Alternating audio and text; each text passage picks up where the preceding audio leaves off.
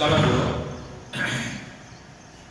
Chapter 6 next page number 208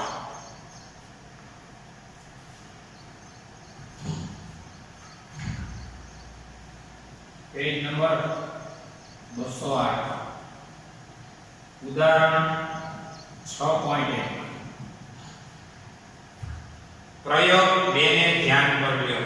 चलो प्रयोग 2 क्यों छे જોઈએ કોઇલ 1 અને કોઇલ 2 તેમાં એક કોઇલ હારે ગેલ્વેનોમીટર બીજી કોઇલ હારે બેટરી એમાં એકને સ્થિર રાખી બીજા કૂતરાને ગતિ કરવાનો અથવા બીજા સ્થિર રાખી પહેલાને ગતિ કરવાનો અથવા બંનેને એકબીજાની સાપેક્ષે ગતિ કરવાનો ઈ છે એટલે ટેપિંગ કી વાળી ને ટેપિંગ કી એટલે કે દાબ કળ વાળી ને દાબ કળ વાળો છે ને પ્રયોગ 3 નો છે એટલે પ્રયોગ 2 માં ગેલ્વેનોમીટરમાં મોટું કોણાવર્તન મેળવવા માટે તમે શું કરશો?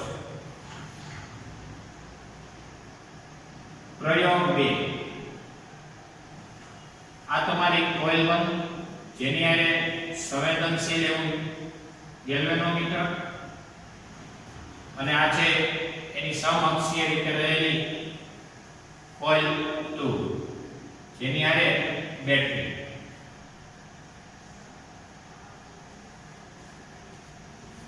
આ પ્રયોગ 2 છે। પ્રશ્ન એ છે કે ગેલ્વેનોમીટરમાં મોટું કોણાવર્તન મેળવવા શું કરશો? ગેલ્વેનોમીટરમાં મોટું કોણાવર્તન એટલે કે એનો કાંટો છે ને એનો દર્શક એ 0 થી વધુમાં વધુ ફરી શકે, વધુમાં વધુ પ્રવાહની હાજરી બતાવી શકે એટલે કે ખૂણો વધુ બતાવી શકે। કોણાવર્તન એટલે 0 લેવલે રહેલો ગેલ્વેનોમીટરનો દર્શક વધુ કેટલા લેવલે પહોંચે એને કહેવાય કોણાવર્તન। ગેલ્વેનોમીટરમાં મોટું કોણાવર્તન મેળવવા તમે શું કરશો? તો કહેવાનું એક કોઇલ 2 ની અંદર આ 2 કઈ છે? કોઇલ 2 ની અંદર નરમ લોખંડનો સળિયો પહેલો મુદ્દો, C2 માં નરમ લોખંડનો સળિયો મૂકવાથી ઈ કેમ ભાઈ?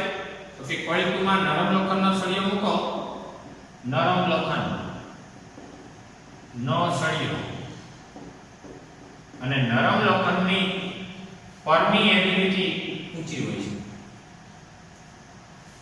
નરમ લોખંડની પરમિએબિલિટી ઊંચી હોય છે અને જેને કારણે જે તમારું ક્ષેત્ર રેખાઓ જેને તમે ફ્લક્સ કહો છો એ વધુ ફ્લક્સ મેળવી શકે। આપણો પ્રશ્ન જે છે ગેલ્વેનોમીટરમાં વધુ ફ્લક્સનો મોટો ફેરફાર થાય તો મોટા મૂલ્યનો પ્રવાહ મળે અને મોટા મૂલ્યનો પ્રેરિત પ્રવાહ મળે તો ગેલ્વેનોમીટરનું આવર્તન પણ કેવું થાય? મોટું આવર્તન થાય। મોટું આવર્તન માટે ફ્લક્સનો મોટો ફેરફાર, તેથી મોટો પ્રવાહ અને મોટો પ્રવાહ મેળવવા માટે તમારે લોકોએ ફ્લક્સનો મોટો ફેરફાર માટે નરમ લોખંડનો ગર્ભ રાખવાનો અંદર અને નરમ લોખંડનો પાર્ટ રાખવાથી આ નરમ લોખંડની પરમિએબિલિટી ઊંચી હોય જેથી કરીને મોટા મૂલ્યનો ફ્લક્સ આપી શકાય। બીજો મુદ્દો થાય ગુજરાને શક્તિશાળી બેટરી સાથે જોડો। બીજો મુદ્દો શક્તિશાળી બેટરી। તમારો જે બેટરી છે ને એ મોટી બેટરી રાખો જેના વોલ્ટેજ હાઈ હોય। હાઈ વોલ્ટેજ વાળી બેટરી રાખવાથી શું થાય? તો કે હાઈ મૂલ્યનો પ્રવાહ થાય, મોટા મૂલ્યનો પ્રવાહ થાય તો મોટું ફ્લક્સ સંકળાય તો અહીંયા ફ્લક્સના ફેરફારો પણ મોટો મળે, પ્રવાહ પણ મોટો પ્રેરિત થાય અને ગેલ્વેનોમીટરનું મોટું આવર્તન મળે। એ સિવાય થાય ઝડપથી ખસેડો। ત્રીજો મુદ્દો C2 ને C1 ની નજીક કે દૂર ઝડપથી ખસેડો। ઝડપથી ખસેડવાથી મોટું કોણાવર્તન મળે। ધીમે ધીમે ખસેડવાથી માઇક આંગળાની જેમ એમ ન મળે। ફટાફટ ખસેડવાથી કોણાવર્તનમાં વધુ મૂલ્ય મળવા શક્ય છે। તો કોઇલ 1 ના ગેલ્વેનોમીટરમાં વધુ મોટા મૂલ્યનું કોણા શું કરશો? ત્રણ ઓપ્શનો. એક તો આમાં લોખંડનો સળિયો મૂકી દઈશું. સળિયો મૂકવાથી શું થશે? તો કે સળિયો મૂકવાથી એ સળિયાનું પોતાનું અને ગુચરાનું આ બંનેનું ટોટલ ફ્લક્સ વધવાથી અહીંયા મોટા મૂલ્યનો પ્રવાહ પ્રેરિત થાય, ગેલ્વેનોમીટરમાં મોટું પુનરાવર્તન મળશે. બીજો હું શક્તિશાળી બેટરી જોડી દેશું. બેટરીના વોલ્ટેજ હાઈ કરી દેશું જેથી કરીને હાઈ મૂલ્યનો પ્રવાહ અને એથી ફ્લક્સનો મોટો ફેરફાર મળશે. ત્રીજું શું? C2 ને C1 ની નજીક કે દૂર ઝડપથી ખસેડશું. આગળ પાછળ ઝડપથી ઉપર ને આગળ પાછળ કરશું જેથી કરીને શું થશે? ફ્લક્સનો વધુ મોટો ફેરફાર થવાથી મોટું કોણાવર્તન મેળવવા શક્ય છે. આ તમારો જવાબ હતો. જોઈએ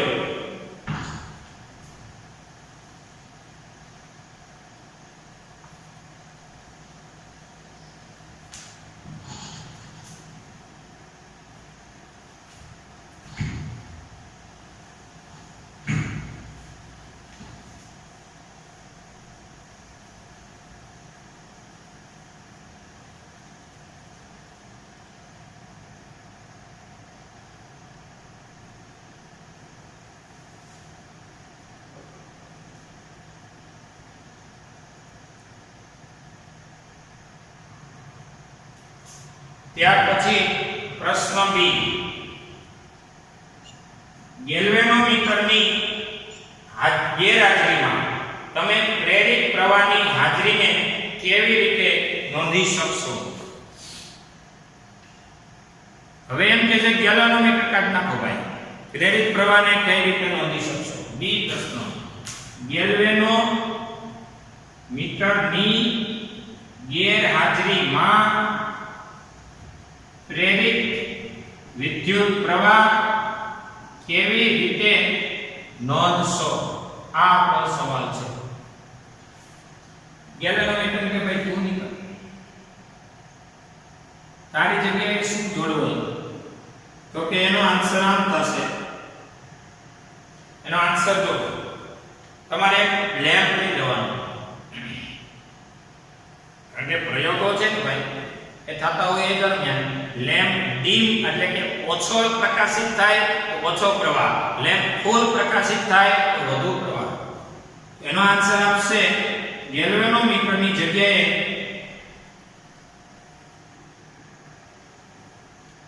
વીજળીનો બલ્બ એટલે કે લેમ્પ જોડવાથી પ્રેરિત પ્રવાહની હાજરીની નોંધ થઈ શકે. બસ આ જવાબ છે.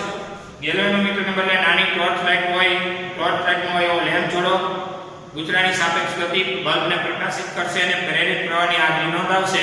બીજું કંઈ નથી. અને જો અહીં એક વસ્તુ લખેલી છે, તમે પણ આ રીતે ટ્રાય કરજો કે આ વૈજ્ઞાનિક જે ફેરેડે છે એ અત્યાર સુધીના શ્રેષ્ઠ પ્રયોગશાસ્ત્રી પૈકીના એક છે. તેની નાવીન્યસભર કુશળતા માટે જાણીતા છે. એ નવા નવા પ્રયોગો કરે રાખે. ગેલ્વેનોમીટર કાઢી અને અહીંયા શું રાખી દીધું ભાઈ? લેમ્પ રાખી દીધો. આ લેમ્પ રાખી દેવાથી શું થશે? તો કે લેમ્પ રાખી દેવાથી પણ ગેલ્વેનોમીટરનું ઓપ્શનનું સોલ્યુશન થઈ જશે. આ લેમ્પ છે એટલે લેમ્પ કેટલો પ્રકાશિત થાય એને ચેક કરીએ ભાઈ. આમે જીબી વાળા લેમ્પથી પેલા વોલ્ટેજને ફેરફારો જોતા હોય છે ને નાના વોલ્ટેજ પરનું આપણું જે રેગ્યુલર ટેસ્ટર હોય છે જોઈએ.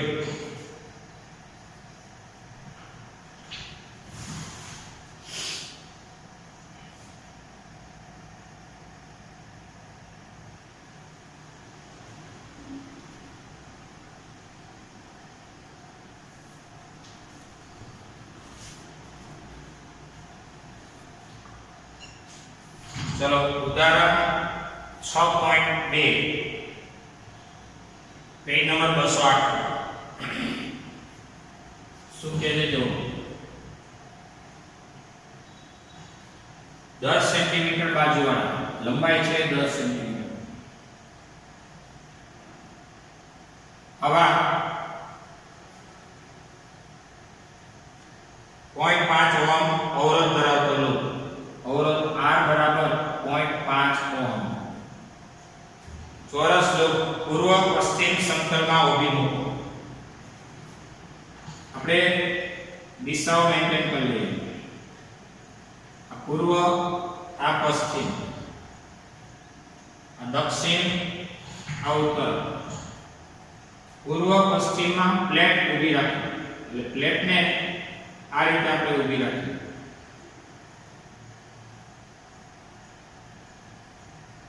આ થઈ ગઈ પ્લેટ, પૂર્વ પશ્ચિમમાં ઊભી રહી.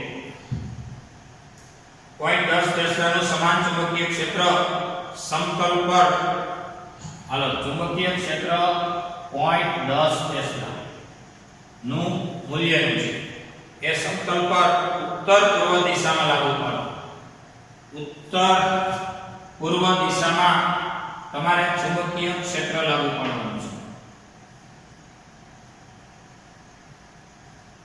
ચુંબકીય ક્ષેત્ર બી વેક્ટર ની દિશા જો નથી ઉત્તર કે નથી પૂર્વ, બેની વચગાળાની છે. વચગાળાની એટલે અહીંયા આ પ્લેટનું સમતલ અને આ ચુંબકીય ક્ષેત્ર, એમાં પ્લેટના સમતલનો ક્ષેત્રફળનો સદિશાંક થાય. બહુ વિચારવાનું છે તમારે. ચુંબકીય ક્ષેત્ર બી વેક્ટર ની દિશા ઉત્તર પૂર્વમાં છે. પૂર્વમાં હોય તો ઉપર, ઉત્તરમાં હોય તો આમ. ઉત્તર પૂર્વમાં એટલે બેની વચગાળા. અને આ પ્લેટનો, આ છે પ્લેટ, અથવા તો 10 સેન્ટીમીટર બાજુવાળી ચોરસ લૂપ. આ છે ચોરસ લૂપ. 10 બાજુની લંબાઈ છે અને 10 આ લંબાઈ છે. 10 બાય 10 ની લૂપ છે એટલે 10 સેન્ટીમીટરના આપણે પહેલા આનો એરિયાનો સદિશાંક થાય એ કહી દઈએ. એરિયાનો સદિશાંક છે એરિયા વેક્ટર કહેવાય. બી વેક્ટર આમ છે. બી વેક્ટર એટલે એરિયાના સદિશે બનાવેલો ખૂણો કયો? 45 ડિગ્રી. થીટા 45 થાય. આ મગજમાં રાખો. ઉગા 45 બાય કરી એરિયા અને ઓલો બી આમ થીટા 45. એટલે ફ્લક્સ એ પ્રમાણે મેન્ટેન થાય. 10 સેન્ટીમીટરના મીટર કરો 10 * 10 ની -2 મીટર, એટલે કે 10 ની -1 મીટર. આ લેન્થ થઈ ગઈ, આ રેઝિસ્ટન્સ થઈ ગયો, આ ચુંબકીય ક્ષેત્ર એટલે કે મેગ્નેટિક ફીલ્ડ થઈ ગયું.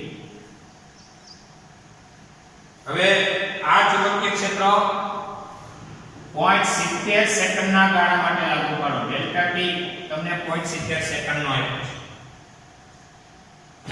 ત્યારે ઘટીને શૂન્ય કરવામાં આવે છે. ચુંબકીય ક્ષેત્ર પહેલા આટલું હતું. ડેલ્ટા ટી એટલે આટલા સમયગાળામાં ચુંબકીય ક્ષેત્રનું મૂલ્ય એ શૂન્ય કરી નાખવામાં આવે છે. 0.10 માંથી શૂન્ય કરી નાખવામાં આવે છે. આ સમય અંતરાલ એટલે કે સમયગાળા દરમિયાન પ્રેરિત EMF અને પ્રેરિત પ્રવાહના માન શોધો. પ્રેરિત EMF અને પ્રેરિત પ્રવાહ નું માન શોધો.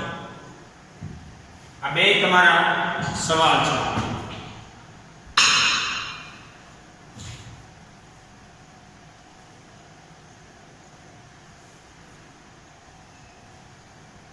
એક વાર પાછો 10 સેન્ટીમીટર લંબાઈ, સેન્ટીમીટરના મીટર થયા. એકમાંથી 2 જ માઈનસ છે.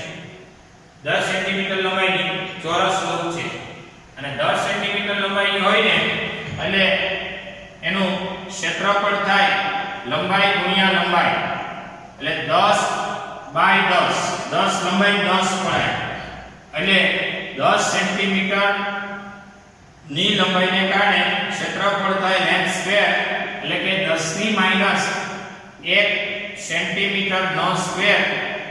સેન્ટીમીટરના સ્ક્વેર આપણે કીધા મીટર. હા, 10 ની -1 મીટર નો સ્ક્વેર. અને એ રીતે થશે 2 * 2 એટલે 10 ની -2 મીટર સ્ક્વેર.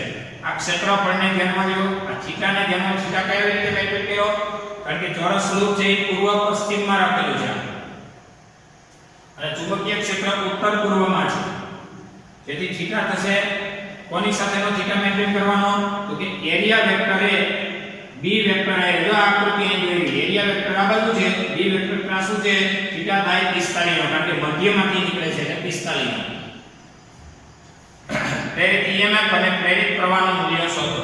આ આપણો સવાલ છે. તો પ્રેરિત EMF એટલે શું? તો કહી દેવાનું ફેરેડેના નિયમ પરથી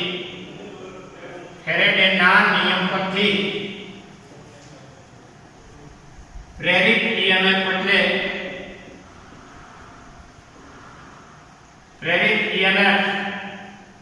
E બરાબર minus delta phi by delta T. Delta phi by delta T. અહીંયા માઈનસ નિશાની એ લેન્ઝના નિયમની હાજરી સૂચવે છે. પ્રેરિત EMF નું માન લ્યો, માન એટલે મૂલ્ય લ્યો, આનું પણ મૂલ્ય થશે. E બરાબર ડેલ્ટા ફાઈ, ફાઈ એટલે કહેવાય BA. B એટલે ચુંબકીય ક્ષેત્ર, જો ફેરફાર છે. એરિયા ફિક્સ છે, એટલે એરિયા એક અચળ રહેશે, જેને આપણે બાય કાઢી નાખશું અને B ના ફેરફારને મેન્ટેન કરશું.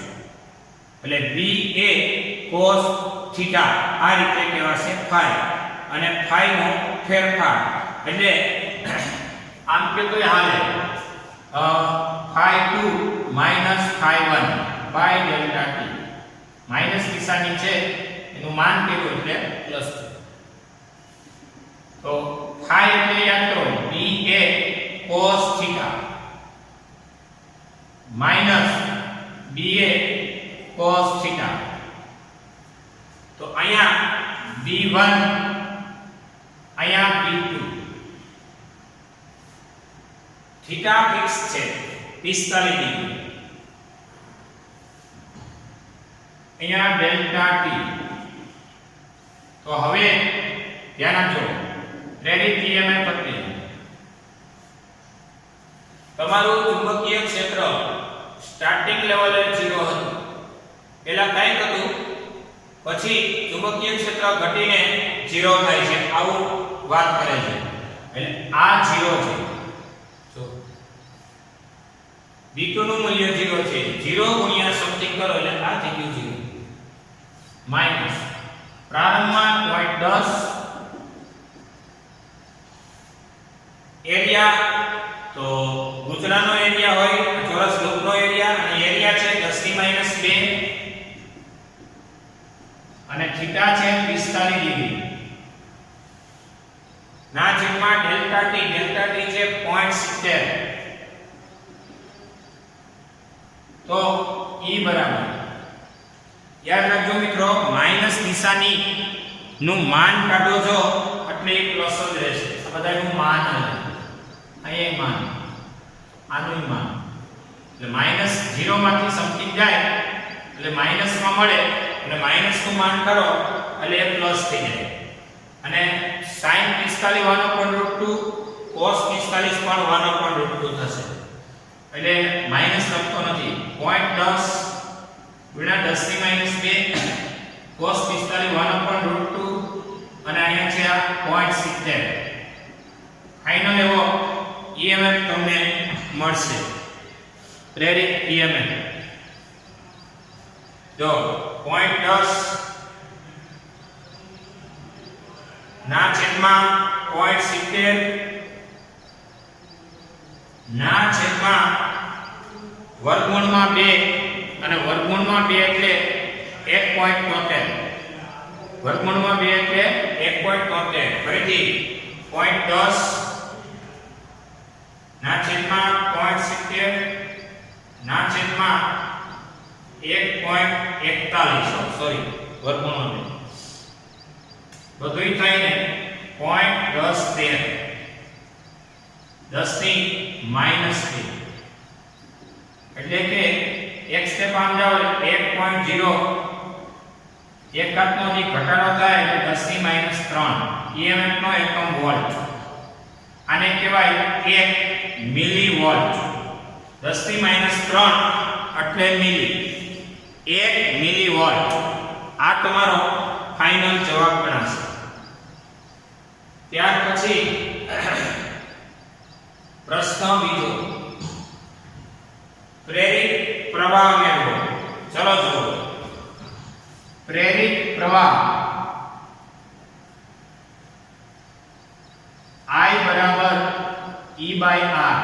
ઓહમનો નિયમ છે V બરાબર અથવા તો E બરાબર IR. તેથી I બરાબર EMF કેટલું છે તો કે 1 મિલીવોલ્ટ. એટલે મિલી એટલે -3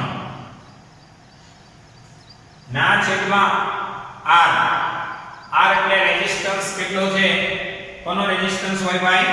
ચોરસ લૂપનો. લૂપ ધાતુની હોય એનો અવરોધ. અવરોધ છે 0.5. તેથી I બરાબર 1/0.5 છે. એટલે 1/0.5 એ થશે 2 10⁻³ અને 2 10⁻³ એમ્પિયર જેને કહેવાય 2 મિલી એમ્પિયર. 2 મિલી એમ્પિયર. આ પણ તમારો જવાબ છે. એટલે અહીંથી આ પ્રેરિત પ્રવાહની નોંધ કરી શકો છો અને આ છે પ્રેરિત EMF એટલે ફ્લક્સના ફેરફારનો દર અને કે ફેરેડેનો નિયમ. અને ફ્લક્સનો ફેરફાર એટલે અંતિમ ફ્લક્સ માઈનસ કરંટ ફેરફાર. તો માન હોય એટલે કે મૂલ્ય હોય એટલે માઈનસ નિશાની છે એ જતી રહે છે. શરૂઆતમાં G હોય પછી G હોય. G હોય મતલબ અંતિમ B2 એ 0 છે. 0 હોવાથી આખું લેવલ 0 છે. અને B1 એટલે કંઈક ટેસ્લા. એરિયા એટલે લંબાઈ ગુણ્યા લંબાઈ. ચોરસનું ક્ષેત્રફળ 10⁻1 મીટર લંબાઈ ગુણ્યા 10⁻1 મીટર લંબાઈ 1 2 10⁻2 મીટર સ્ક્વેરની લંબાઈ. થીટા કઈ રીતે મેન્ટેન કર્યો તો કે ચોરસ લૂપનું ક્ષેત્રફળનો સદિશાંક છે ચુંબકીય ક્ષેત્ર B સાથે બનાવેલો ખૂણો. આ આકૃતિ અહીંની જે છે ને એ યાદ થઈ. આ એરિયા થયો અને આ B થયો એટલે અહીંયા થીટા થયો 45. આ થીટા થયો. આ થીટા એટલે રેડી જોઈ.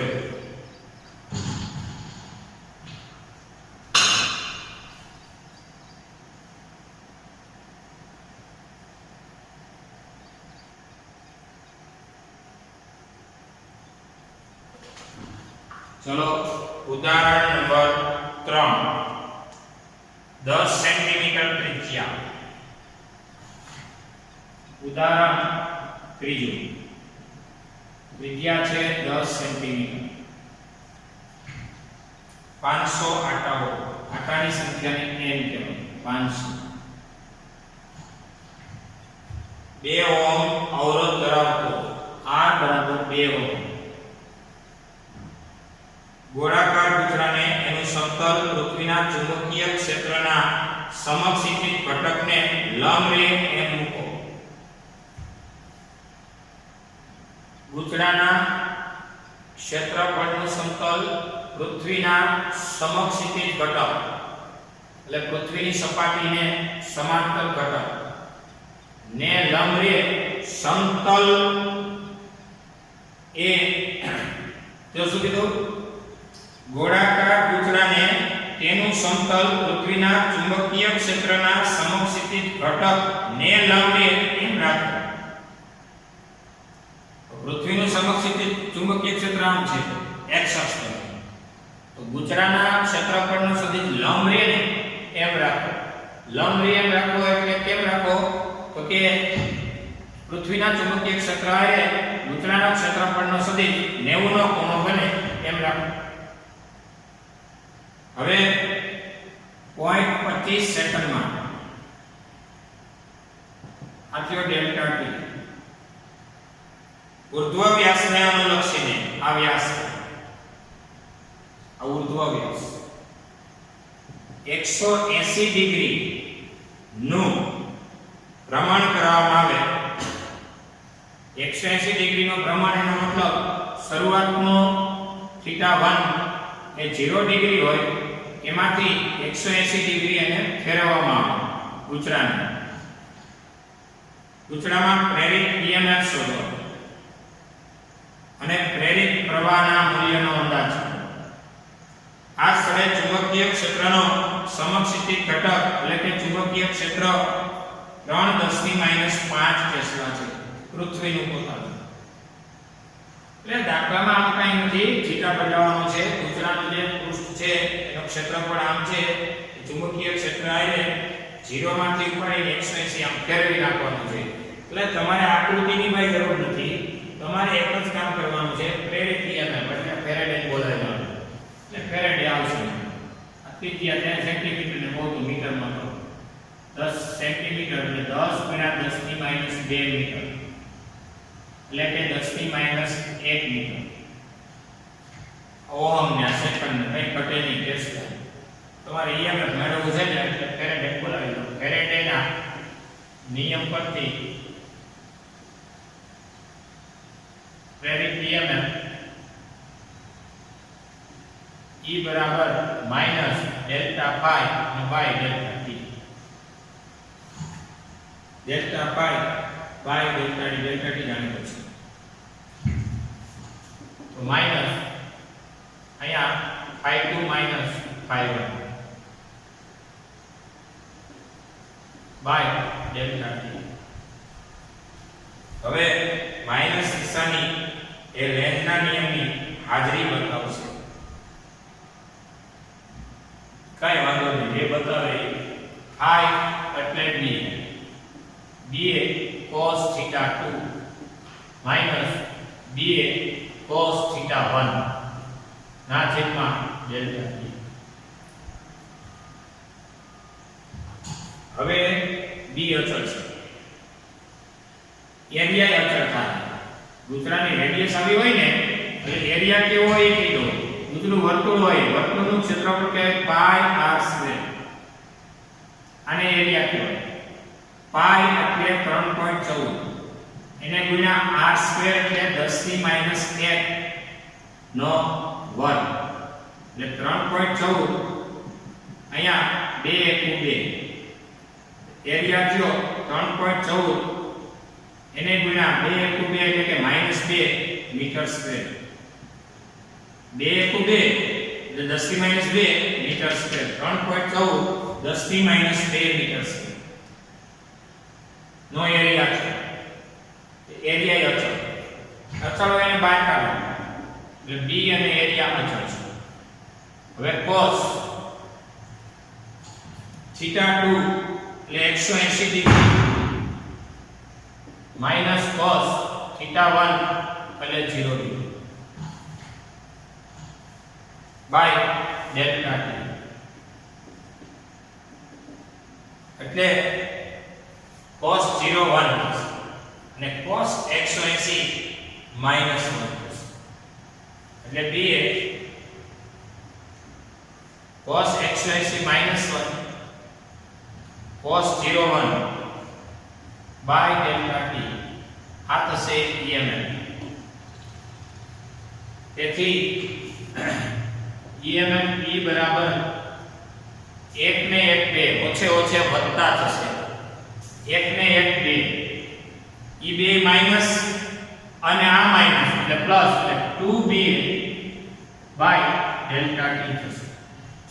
2ba by delta t થશે.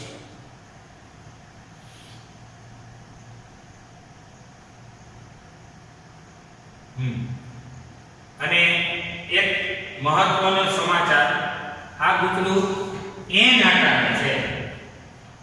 આ સમાચાર અત્યારે તાત્કાલિક આપ્યા કારણ કે n હાવ ભૂલાઈ જતા. n એટલે આકારની સંખ્યા અને અહીંયા કુલ ફ્લક્સ છે. કુલ ફ્લક્સમાં n કાઉન્સમાં ડેલ્ટા phi આવશે. n આકારની સંખ્યા આપણે બહાર કાઢી નાખશું. n તો બધે આવશે.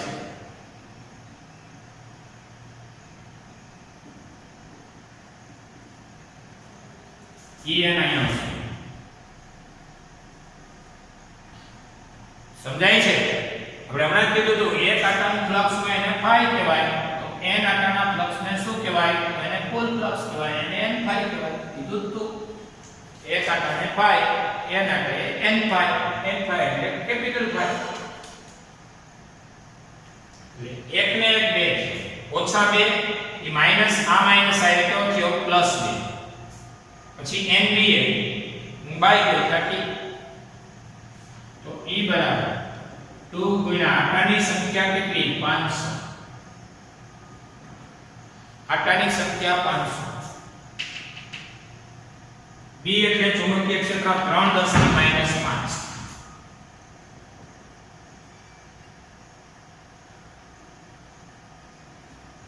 એને ગુણ્યા એરિયા. ગુજરાનો આડછેદ વર્તુળ છે, રેડિયસ પરથી એરિયા થાય છે એટલો 3.14 10 ની -2. ગુજરાના આડછેદનું ક્ષેત્રફળ એટલે પાઈ r સ્ક્વેર 3.14 એને ગુણ્યા 10 ની -2 ના છેદમાં શું આવ્યું? Delta T. ડેલ્ટા ટી એટલે સમયગાળો. સમયગાળો તમને આપેલો છે 0.25 સેકન્ડ. તેથી E બરાબર, ચલો જોઈએ, 2 ગુણ્યા 500 ગુણ્યા 3 ગુણ્યા 3.14 ના છેદમાં 0.25 એટલે 37680. 37680 10 ની 5 અને 2 એટલે 7. ફાઇનલી E બરાબર, હાલો 1 2 3 4 4 સ્ટેપનો વધારો એટલે 3.76 1 2 3 ને 4 સ્ટેપનો વધારો કરો એટલે -3 ઘાત. -7 + 4 એટલે -3 ઘાત એટલે 3.8 10 ની -3 વોલ્ટ. આ તમારો જવાબ છે, જોઈ લો ટેક્સ્ટબુકમાં. આનો રાઉન્ડ અપ કર્યો એટલે 7 થઈ ગયો 8. 1 2 3 ને 4 આમ આવ્યા એટલે 4 નો વધારો એટલે -3 બરોબર છે, પણ છગડો કાઢતા 7 નો થઈ ગયો 8. 3.8 10 ની -3 ઘાત વોલ્ટ. આ પ્રેરિત EMF હતો. હવે પ્રેરિત પ્રવાહ જોતો છે તો અહીંયા જોઈએ, જગ્યા ઓછી છે. પ્રેરિત પ્રવાહ I બરાબર E/R. E બરાબર IR. પ્રેરિત EMF તમારું જાણીતું છે 3.8 ગુણ્યા 10 ની -3 ના છેદમાં આ ગુજરાનો રેઝિસ્ટન્સ અને એ છે 2 ઓહ્મ. 19 એટલે 1.9 10 ની -3. પ્રવાહનો એકમ થાય એમ્પિયર. 1.9 10 ની -3 એમ્પિયર. આ થયો પ્રેરિત પ્રવાહ. પ્રેરિત EMF આ રીતે જ મેળવજો, એકદમ ઈઝી થશે. ટેક્સ્ટબુકમાં છે ઉદાહરણ, લાંબુ કરવા કરતા સ્ટેપે સ્ટેપ ઉતરી જાઓ અને સરળતાથી એના માર્ક મળી શકે. જોઈએ,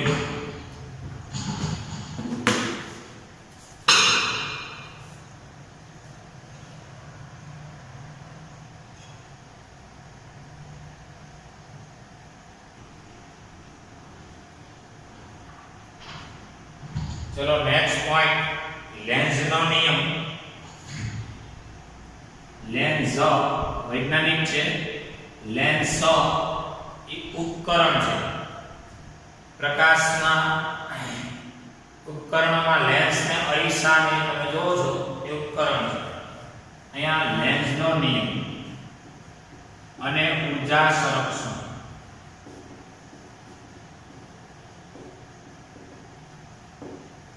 ખાસ કરીને લેન્ઝનો નિયમ એ પ્રેરિત EMF ની દિશા નક્કી કરે છે.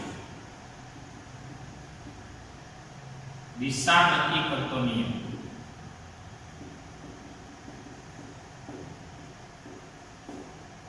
હા, ફેરેડેનો નિયમ હતો ને, પ્રેરિત EMF નું મૂલ્ય નક્કી કરતો નિયમ એટલે ફેરેડેનો નિયમ. મૂલ્ય હોય ને, આપણે વાત જાણીએ છીએ E બરાબર delta phi by delta T નું માન એટલે E નું માન. આ ફેરેડેનો નિયમ હતો. પણ લેન્ઝનો નિયમ એ શું બતાવે છે તો કે પ્રેરિત EMF ની દિશા નક્કી કરે છે. ખાસ કરીને આ નિયમ આ પ્રમાણે બોલી શકાય કે જેને લીધે ઉત્પન્ન થાય જેને લીધે પ્રેરિત EMF જેને લીધે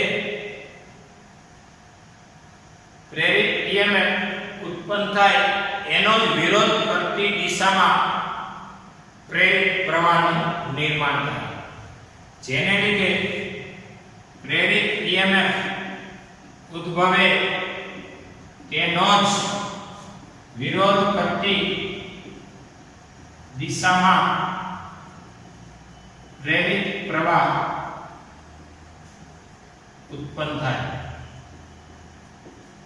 આ નિયમને કહેવાય લેન્ઝનો નિયમ એટલે લેન્ઝનો નિયમ એટલે જેને લીધે પ્રેરિત પ્રવાહ ઉદ્ભવે એનો વિરોધ કરતી દિશામાં જેને લીધે પ્રેરિત EMF ઉદ્ભવે એનો વિરોધ કરતી દિશામાં પ્રેરિત પ્રવાહનું નિર્માણ કરતો આ નિયમ છે એ કે કાંઈ સમજાણું નહીં તો હવે જો બતાવો કઈ રીતે દાખલા તરીકે કોને લીધે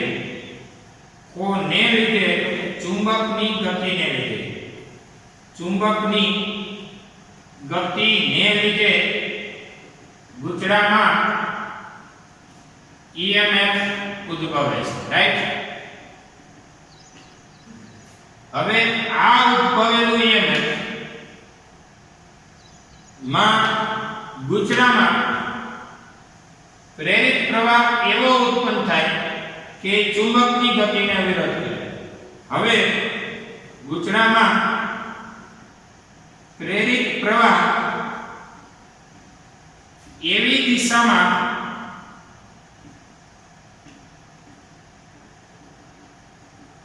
મળે કે જેથી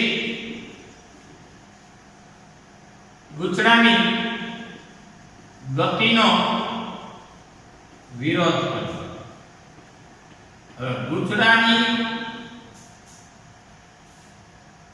પ્રેરિત પ્રવાહ ગુચડામાં એવી રીતે એવી દિશામાં મળે કે જેથી ચુંબકની ગતિનો વિરોધ કરે રાઈટ ચુંબકની ગતિને લીધે તો પહેલા ઉત્પન્ન થયા પછી એવી દિશામાં એ મેન્ટેન પ્રવાહનો કરી નાખે જેથી ગતિ કરનારા ચુંબકનો વિરોધ કરે એટલે ટૂંકમાં જેને લીધે ઉત્પન્ન થયો ને એનો વિરોધ કરવો આ નિયમને બીજી રીતે કહેવાય તો કહેવાય મા બાપનો એકનો એક દીકરો હોય અને મોટો થઈ અને મા બાપનો જ વિરોધ કરે ને એવો એ ટાઈપનો નિયમ થયો એવો નહીં એ ટાઈપનો એટલે કે એ સમજવા જેવી વાત એ થઈ કે જેને લીધે ઉત્પન્ન થયો ચાલો ઉત્પન્ન કોને લીધે થયો તો કે એના મા બાપ ઉત્પન્ન થયા પછી શું થયું તો કે ઉત્પન્ન થયા પછી એના મા બાપનો શું કરવા માંડ્યો વિરોધ અહીંયા ચુંબકની ગતિને લીધે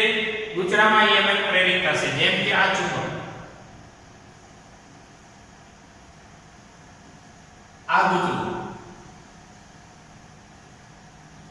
એક કાંટાનું ગુચડું છે આ છે સંવેદનશીલ એવું ગેલ્વેનોમીટર આ કહેવાય એક આટાવાળું ગુચડું એક આટાવાળું ગુચડું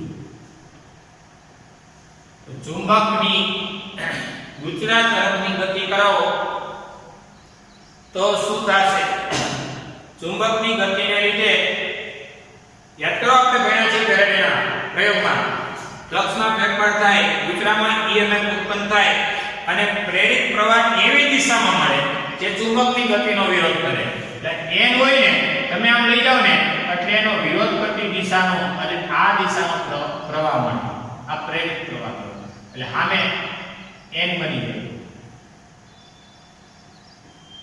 આમ મળે એટલે આ અને આ દિશાનો એટલે આ એટલે n બની જાય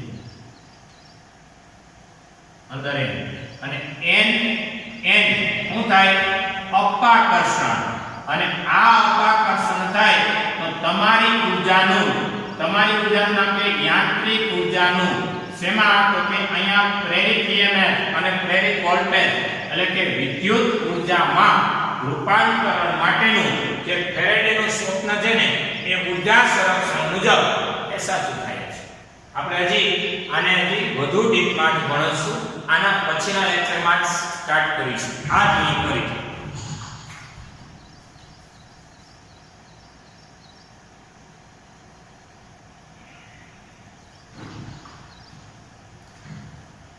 આના પછીના લેક્ચરમાં આ નિયમ આપણે ફરીથી ભણશું. અત્યારે ડેઇલી ટેસ્ટ નોંધી લો.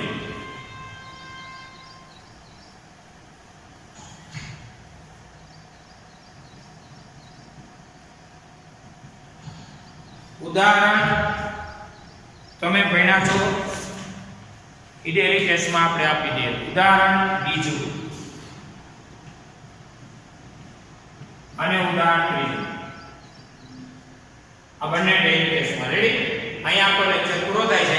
નેક્સ્ટ લેક્ચરમાં આ નિયમને આગળ વધારી દઈશું.